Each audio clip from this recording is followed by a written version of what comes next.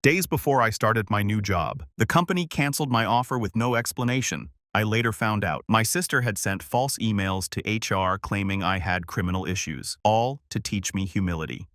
A bit of background first. I, 31 male, have been estranged from my sister, 33, for about 5 years.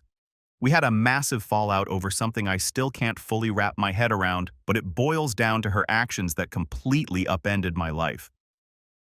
Growing up, my relationship with my sister was always a bit rocky, but I chalked it up to normal sibling rivalry. We were only 2 years apart, so we were often lumped together in everything. School activities, family gatherings, even friends. I looked up to her in many ways. She was always the more outgoing one with a magnetic personality that drew people to her. In contrast, I was the quieter, more reserved sibling content with staying in the background. Despite our differences, we had good moments playing games as kids, going on family vacations, and even sharing secrets during those rare times when we got along. But as we got older, things started to shift. She became more competitive, always wanting to one-up me. In high school, if I got an A on the test, she had to get an A+. If I made the basketball team, she would brag about being the star of her track team. At first, it didn't bother me much. I figured it was just her way of pushing herself. But over time, it started feeling less like sibling rivalry and more like something darker. She began to undermine me in subtle ways, making snide comments about my choices or downplaying my achievements. When I got accepted into a good college, she made it seem like it wasn't a big deal, even though she had struggled to get into hers. Our relationship became more strained as the years went on. I began to notice that she thrived on attention, and if the spotlight wasn't on her, she found ways to steal it. This dynamic followed us into adulthood, where I tried to distance myself from the constant competition, but she always found a way to drag me back in. Even though I tried to maintain a civil relationship, the underlying tension never really went away. I think a part of me always hoped that we could repair whatever was broken, that maybe one day we could be close like some siblings are. But after what she did to me, I knew that day would never come. It started when I was about to start a new job, a position I had been working towards for years. This wasn't just any job. It was a coveted role in a highly competitive field, the kind of opportunity people dream of but rarely get. I had poured my heart and soul into getting to this point. Countless late nights, networking, extra certifications, internships, you name it, I did it. This job was supposed to be the big break I needed to finally establish myself and build the career I had worked tirelessly for since college. I was excited, probably more excited than I had been in a long time. Everything seemed to be falling into place. My sister, however, didn't seem to share in my excitement. Looking back, there were small signs in the days leading up to my start date. Snide comments here and there, sarcastic jabs disguised as jokes. She'd say things like, "Don't get too comfortable. You know these things never last," or "I hope you can handle the pressure. Not everyone can." At the time, I brushed them off, telling myself she was just being her usual self, always looking for a way to bring me down a peg. I didn't think much of it. That was until I got a call from the HR department of the company just days before I was supposed to begin. The tone of the woman on the phone was cold, formal. Nothing like the enthusiastic voices I had heard during the interview process. She told me in no uncertain terms that the company had decided to rescind the offer. My stomach dropped. I couldn't understand what was happening. I asked her why, practically begging for an explanation. She hesitated for a moment before finally telling me that they had received an alarming email from someone claiming to be a concerned family member. The email, she said, had raised serious concerns about my character and past behavior. I felt like the ground had been ripped out from under me. I couldn't believe what I was hearing. When I asked for more details, she told me that the email outlined a series of lies, claims that I had a long history of substance abuse, that I had been in and out of rehab, that I had stolen money from my own family to fuel an addiction. It even said I had a criminal record related to these issues, which was absolutely untrue. Hearing those words felt like a punch to the gut. I had never struggled with addiction, never stolen anything in my life, and certainly didn't have a criminal record. My entire body went numb as I realized the gravity of the situation. The HR woman went on to explain that given the nature of the accusations and the seriousness of the position, the company had no choice but to withdraw the offer. There was no room for negotiation, no chance to clear my name. The decision was final. They had already moved on to the next candidate. After the call ended, I sat there in shock, unable to process what had just happened. How could someone make such claims about me? Who would even do such a thing? I was racking my brain trying to figure out where this could have come from when the thought hit me like a freight train. My sister. She was the only one who had the kind of personal knowledge that was twisted and warped in that email. And deep down, I knew she was the type to pull something like this if she felt like I needed to be taken down a notch. My immediate reaction was to confront her. I drove to her apartment, storming inside without even knocking. I could feel my pulse pounding in my ears, anger coursing through every part of me. When I confronted her, the look on her face told me everything I needed to know. She didn't deny it. In fact, she didn't even seem surprised that I had figured it out. Her response was as cold as it was infuriating. She admitted to sending the email, but in her mind, she wasn't at fault. I was just trying to help, she said, like that made any sense at all. When I asked her why on earth she would do something so cruel, she just shrugged and said, "You were getting too arrogant about it. You needed a dose of humility. You're not as special as you think you are." I was floored. Arrogant, I wasn't being arrogant. I was excited, proud even. After all those years of struggling and working hard, I finally had something to show for it. And instead of being happy for me, instead of supporting me like family should, she had decided to rip it all away. She had sabotaged me, ruined my reputation with that company, and destroyed a once-in-a-lifetime opportunity, all because she thought I needed to be humbled. I demanded an apology. She just laughed. "You'll thank me one day," she said dismissively, like this was some sort of lesson I was supposed to learn. I remember staring at her dumbfounded, realizing that the person standing in front of me wasn't someone I could ever trust again. She didn't care about what she had done. To her, this was no big deal. She shrugged it off as if losing a career-defining job was something I should just get over. But I couldn't just get over it. That job wasn't just another gig. It was my future. The dream I had worked so hard to achieve was ripped away from me in an instant, and the person responsible for it didn't feel an ounce of remorse. I walked out of her apartment that day and never looked back. From that moment on, I cut contact with her. My parents, while initially sympathetic to my side, began urging me to forgive her over time. According to them, family is everything, and they couldn't bear the idea of us being estranged. I, however, couldn't move past the betrayal. It wasn't just a job, it was that she intentionally tried to wreck my life, then didn't care. That's not someone I want around me, let alone at one of the most important days of my life, my wedding. Fast forward a few years, and I met my now wife, 29F. We got engaged after 3 years of dating, and the wedding planning began. My relationship with my parents remained complicated. While they were happy for me, they constantly pushed for reconciliation with my sister. They wanted me to invite her to the wedding despite everything. They even pulled the "she's family" card every chance they got. My fiancé was supportive of my decision not to invite her, understanding that this was my choice. Still, my parents kept pressuring me. Eventually, I had enough, and I told them straight up that I wasn't going to invite her, and if that meant they didn't want to come, then I'd understand. I thought they had finally gotten the message, because after some back and forth, they said they respected my decision. I knew they were disappointed, but I didn't want to dwell on it. My focus was on my future wife and the life we were building together. The day of the wedding arrived, and everything was perfect until it wasn't. We were in the middle of taking pictures when one of my cousins came running up to me saying he had bad news. I could tell from the look on his face that something was seriously wrong. Sure enough, when I went to the entrance of the venue there, they were my parents and my sister all dressed up like they were invited. I was fuming. My blood boiled, and I could barely keep it together. They had gone behind my back, completely disregarding my boundaries, and brought her to my wedding. My sister had this smug look on her face like she knew she was causing a scene and didn't care. My parents tried to act all innocent, saying things like, "We just wanted to make things right, and it's your wedding. You can't exclude family." I couldn't believe they were actually trying to pull this on my big day. Without hesitation, I told them to leave. The sight of my sister standing there at my wedding after everything she had done was too much. My parents stood by her, clearly complicit in this attempted reconciliation. I had made it clear that my sister wasn't welcome, and if they couldn't respect that, they didn't need to come either. Yet there they were, thinking they could steamroll through the boundaries I had set. They refused.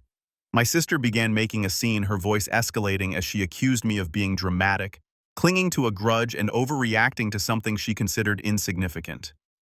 She acted as if the years of betrayal and sabotage were nothing but a trivial misunderstanding. The tension in the air grew palpable, and I could feel the weight of judgment from some of the guests who had started noticing the commotion. Despite her attempt to make me out as unreasonable, I stood my ground. I wasn't about to let her ruin the most important day of my life. This wasn't the time to cave under pressure, especially not after all the hurt and manipulation she had caused. My parents tried to mediate, pushing me to let it go for the sake of family, but I couldn't. The boundaries I had set were hard-earned, and this was yet another instance of them trying to bulldoze over them. Years of resentment built up in my chest as I pulled out my phone and dialed the police. Calling the cops on my own family wasn't something I ever imagined doing, but I knew I had to do it. I explained that uninvited guests were attempting to crash my wedding, and within minutes the police arrived. Seeing the officers walk up to us felt both surreal and relieving.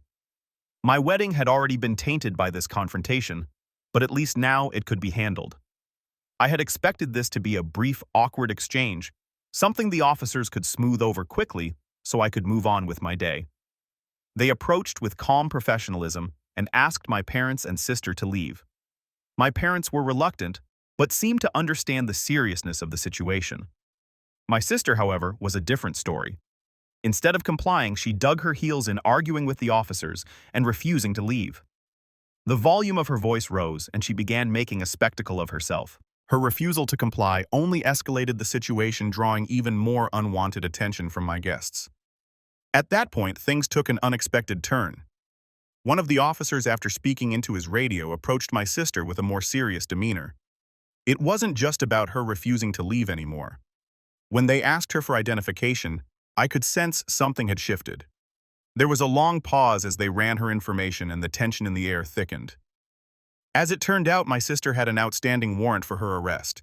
I had no idea, and judging by the stunned look on my parents' faces, they didn't either. Apparently, she had been involved in some sort of fraud scheme a few years ago, scamming multiple people out of money using fake identities. What I had assumed was just a family dispute suddenly transformed into something much more serious. The officers moved quickly, placing her in handcuffs as she protested and struggled. She tried to maintain her defiance, but it was clear that this situation had spiraled far beyond her control. I stood there watching as they led her towards the police car, her face a mixture of shock and rage. My parents were frantic, pleading with the officers to let her go, but their words fell on deaf ears. When my father physically tried to intervene and my mother grabbed onto my sister, things escalated even further. The officers warned them to step back, but they didn't listen. In their desperation, they made things worse. What should have been a simple ejection from the premises turned into an arrest for obstructing justice. Both of my parents were handcuffed as well, their pleas drowned out by the chaos unfolding around us. I stood there watching as all three of them, my sister, my mother, and my father, were loaded into police cars. It was surreal seeing them carted off in front of my wedding guests, all because they couldn't respect my boundaries. A mix of emotions flooded through me. I wasn't surprised. Not really. After everything my family had put me through, it almost felt inevitable that this would be the outcome. It was as though the years of manipulation, betrayal, and deceit had culminated in this moment of public reckoning. Standing there, surrounded by friends and loved ones who had come to support us, I felt a strange mix of guilt and disappointment. Guilt that our special day had turned into a disaster for everyone involved, and disappointment that yet again my family had taken something from me. I stepped forward and with a shaky breath told the guests that the wedding wouldn't be going ahead. Apologizing felt like the right thing to do, though I wasn't even sure what I was apologizing for. Was it for the spectacle for my family's actions, or for the fact that we had invited everyone here only to send them away? I didn't know. All I knew was that I felt lost, unsure of how to navigate the wreckage my family had left behind. I don't know how to move ahead with this. Everything I had envisioned for my fiancé and me for our future together now seemed overshadowed by the chaos my family had unleashed. It wasn't just about rescheduling or salvaging the day anymore. It was about picking up the emotional pieces left behind. How do you move forward when the people who should support you are the ones constantly dragging you down? Update 1. A few days after the wedding, things had settled down, but the aftermath of the drama still created a lot of tension. My partner and I were trying to move on to reclaim the joy that had been stolen from us. But my parents, now out on bail, had been blowing up my phone. Their relentless messages were a constant reminder of the chaos that had just unfolded. Voicemails piled up, and long, guilt-tripping texts flooded my inbox. My mom's messages were particularly infuriating, filled with phrases like, "We were just trying to help, and you didn't have to call the cops on us." It was as if they were still trying to spin the narrative in their favor, refusing to acknowledge how deeply they had crossed a line. As the days passed, the frustration only grew. My dad, as usual, stayed quiet, allowing my mom to take the lead in their defense. While he remained passive, I knew he was just as complicit. Their unwillingness to accept any responsibility felt like a betrayal all over again. I wondered if this was how it would always be, my family, refusing to recognize the damage they had caused, forever trapped in their denial. Meanwhile, my sister remained in custody, and I learned more about the charges she was facing. Multiple counts of fraud and identity theft painted a grim picture. Each piece of news cut deeper. I didn't know the full extent of her crimes, but the more I uncovered, the more I realized how long this had been going on. Everything was so tangled, and the realization that she was potentially facing serious prison time was unsettling. Part of me felt a flicker of sympathy. After all, she was still my sister. But then the memories flooded back, the lies, the manipulation, the way she had consistently undermined me. It was a pattern, and now she was finally facing the consequences of her actions. While all of this went on, my fiancée became my rock. She was there for me every step of the way, always ready to listen as I vented my frustrations and fears. We spent long evenings talking about how to handle my family moving forward, going over every possible scenario. It became clear that cutting them out, at least for the foreseeable future, was the best option for our mental health. We needed to create a space free from the chaos they constantly brought into my life. But even that decision didn't come without its complications. One evening while we were having dinner, I received a call from an unknown number. I hesitated, but something compelled me to answer. It turned out to be a family friend who had heard about the wedding incident and the situation with my sister. They expressed concern and urged me to reconsider my decision to cut ties with my family. Hearing that kind of pressure honestly made my stomach churn. It was as if the entire community was caught in the drama, and I suddenly felt exposed and vulnerable to their opinions. The following day, I received an unexpected visit from my parents. They showed up unannounced. I had hoped that giving them space would allow some of the tension to dissipate, but they seemed determined to confront me. My mom's face was a mask of indignation as she entered our home. She launched into a tirade about how we were being unreasonable, how I was supposed to forgive and forget. My dad remained silent, an observer of the chaos that was unfolding yet again. That confrontation spiraled into a heated argument. I tried to explain my perspective, to explain why their actions had been so harmful, but it felt like talking to a wall. They didn't want to hear it. Instead, my mom insisted that we should all be able to move on, as if everything could simply be brushed aside. It was exhausting, and I found myself fighting against their attempts to manipulate the narrative once more. As they left, I was so furious. How could they be so blind to the impact of their actions? In the following days, we made a conscious effort to shift our focus away from all this turmoil and to embrace the life we wanted to build together. We started planning a small getaway, something to celebrate our union away from the chaos. It was a much-needed distraction, a chance to reconnect without the constant reminders of my family's interference. Ultimately, the decision to step back from my family felt necessary, but it also left me with a sense of loss. I had hoped for a different kind of family experience, one where we supported each other instead of tearing each other down. Now, as I looked ahead, I realized that rebuilding my life meant learning to accept that my family might never be what I always wanted. It was a painful truth, but I knew it was the first step towards reclaiming my happiness. Update 2. It's been about a week since the wedding incident, and I'm still processing everything that happened. Each day feels like a mixed bag of emotions: relief, sadness, anger, and a strange sense of freedom. I've come to the realization that my relationship with my parents is beyond repair, at least for now. After the wedding debacle, I thought they'd finally see the gravity of their actions. But no, they've doubled down, insisting that I overreacted and that calling the cops was too extreme. According to them, the family should never involve the police no matter what. I strongly disagree. The reality is that they have continuously crossed boundaries, and I refuse to accept their narrative any longer. During the last few days, my parents tried to rally extended family members to their side. I received a couple of calls from my aunts asking if there was any way I could mend things with my parents. I could feel the pressure building, the expectation that I should simply forgive and forget. But when I explained everything that went down, how they had shown up uninvited, how my sister's actions had led to a criminal investigation, they were horrified and took my side. It was a small victory, but I knew the battle was far from over. Most of my extended family is staying out of it, but there are a few who seem to think my parents are the victims here, which is ridiculous. I realize that some people will always side with family regardless of the facts. But this is not all. My fiancé and I made a significant decision to get married. It wasn't the big event we had originally planned. A considerable share of our budget had already gone into that now disrupted wedding, so we opted for something simple. We informed a few close friends and my partner's parents, keeping it intimate and meaningful. It felt right to take this step together to solidify our commitment in a way that felt genuine and free from the noise of my family's drama. On the day of our small ceremony, the atmosphere was surprisingly calm.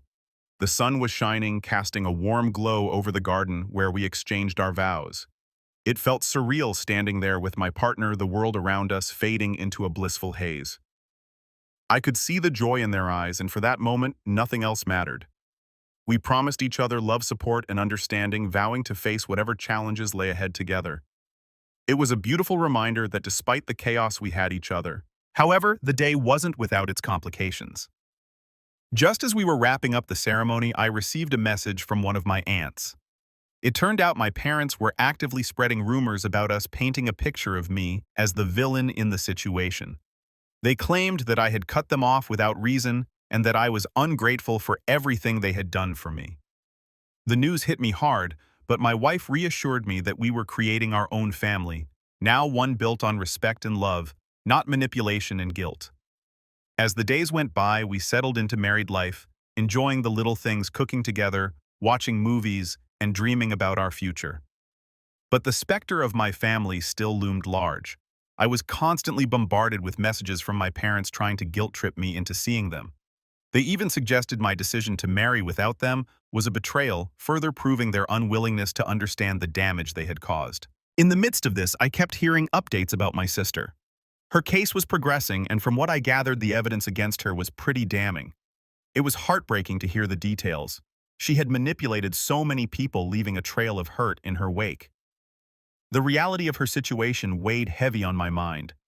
She was likely going to serve time, and part of me felt sadness at the loss of what could have been a better relationship. But ultimately, I reminded myself that I was done trying to fix things with people who didn't want to change. One evening, I received a call from one of my aunts, who had initially sided with my parents. She expressed concern for me, worried that I was being too quick in my judgment, telling me to see the bigger picture.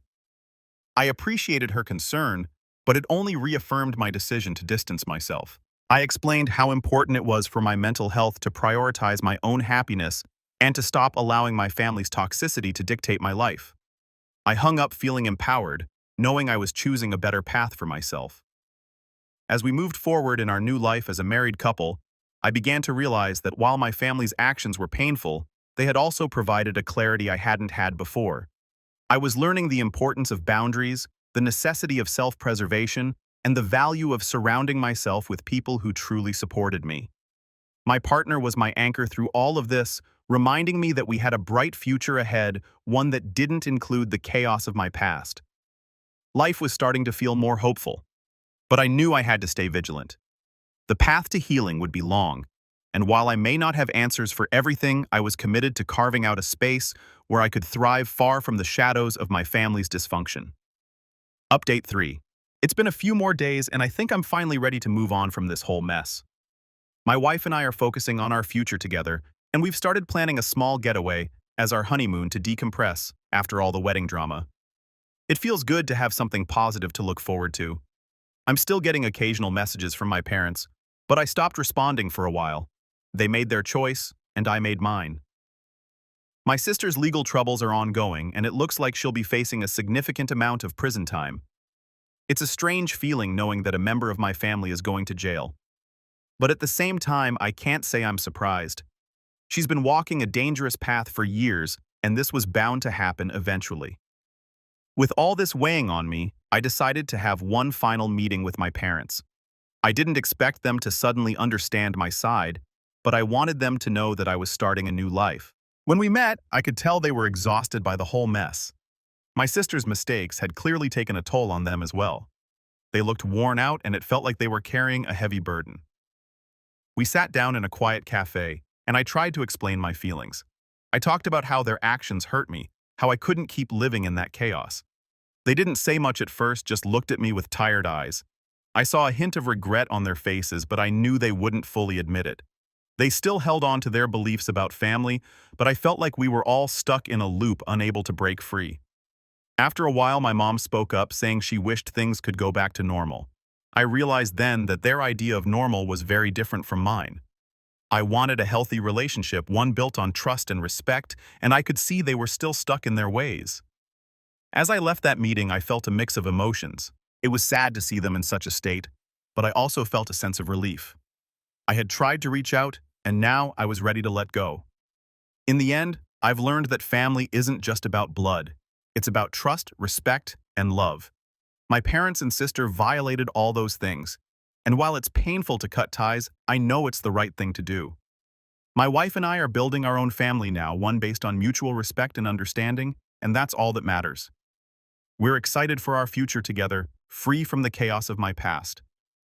For anyone else dealing with toxic family members, my advice is this: don't let guilt or obligation keep you in a harmful situation. You deserve peace and happiness, even if that means walking away from people who are supposed to love you. It's not easy, but sometimes it's the only way to protect yourself. As I look ahead, I feel hopeful.